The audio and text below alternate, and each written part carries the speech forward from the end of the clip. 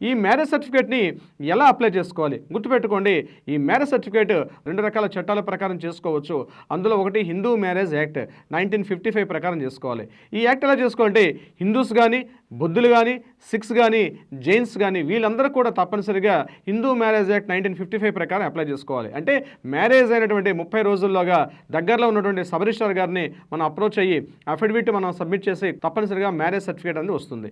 ఇది కాకుండా special marriage act 1954 అని చెప్పి మరొకటి ఉంది. అంటే వేర్వేరు మతాలకు సంబంధించిన వ్యక్తులు మ్యారేజ్ చేసుకునేటప్పుడు స్పెషల్ మ్యారేజ్ యాక్ట్ కింద చేసుకుంటారు. అంటే బిఫోర్ దీన్ని రిజిస్టర్డ్ మ్యారేజ్ అని చాలా చోట్ల మనం మాట్లాడుకుంటాం.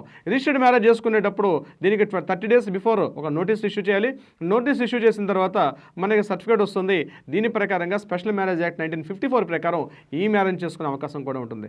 సో ఏదేమైనప్పటికీ కూడా దగ్గరలో ఉన్నటువంటి సబ్ రిజిస్ట్రార్ ఆఫీస్ని సంప్రదిస్తే అతని ద్వారా మనం ఈ రిజిస్ట్రేషన్ చేసుకోవచ్చు. ఏం సార్ 30 డేస్లో తీసుకోమని చెప్పారు, 30 డేస్ దాటిపోతే మనం ఆ సర్టిఫికేట్ రిజిస్ట్రేషన్ చేసుకోలేమా? చేసుకోవచ్చు, కానీ దానికి లేట్ ఫీజు పెనాల్టీస్ అన్నీ ఉంటాయి. ఇంకా లేట్ అయితే 1 ఇయర్ తర్వాత 5 ఇయర్స్ తర్వాత కూడా తీసుకోవచ్చు. కానీ దానికి అఫిడవిట్స్ కూడా ఎందుకు డిలే పిటిషన్స్ మనం ఫైల్ చేయాలి, ఎందుకు డిలే చేసాం అనే విషయాన్ని క్లాస్ కూడా చూపించాల్సి వస్తుంది. దానికి అఫిడవిట్స్ పెనాల్టీస్ ఫీజెస్ కూడా ఎక్కువగా కట్టాల్సి వస్తుంది.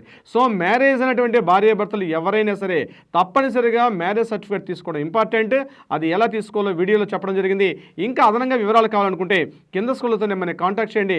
తప్పనిసరిగా మీకు సలహా సంప్రదింపులు ఇచ్చే ప్రయత్నం చేస్తారు. మా లీగల్ టీం మీకు ఇప్పుడు కూడా అందుబాటులో ఉంటారు. Thank you so much my dear friends.